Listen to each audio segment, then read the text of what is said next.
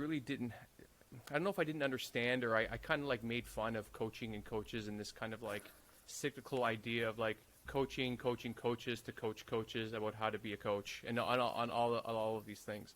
And I think I've I've had a new understanding lately, whereas I think I've realized that talk therapy is a certain paradigm, and coaching kind of sometimes takes it a little bit further.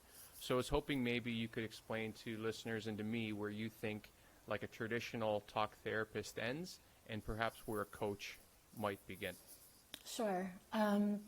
So traditional therapy is always going to go back to your childhood and deconstruct your life and, you know, what has been going on and why you are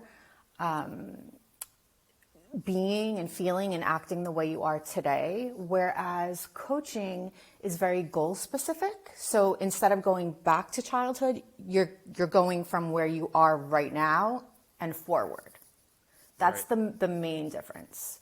Okay. So yeah, so coaching, I would just say the biggest difference is you're starting where you are and you're not really going to the past.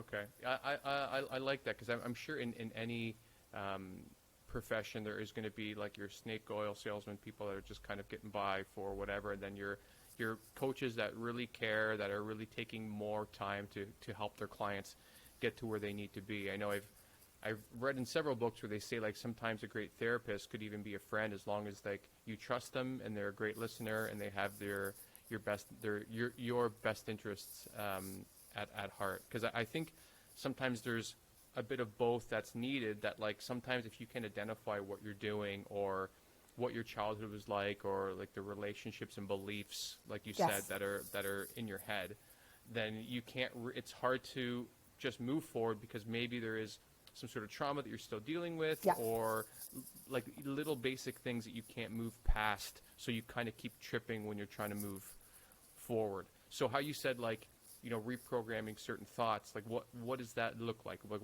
how would you define thought reprogramming?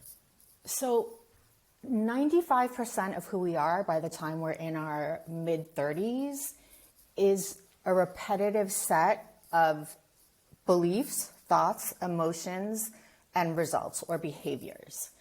And I really like to start right there with trying to shift that, because without shifting that, without changing your personality, you're not going to be able to transform in any way, shape, or form, because your trauma is kind of holding you hostage, if you will. Okay. So that's why we keep having like the same thoughts, that create the same emotions, and then we have the same results. And it's just going to keep on going until we are able to shift the belief and shift the thoughts.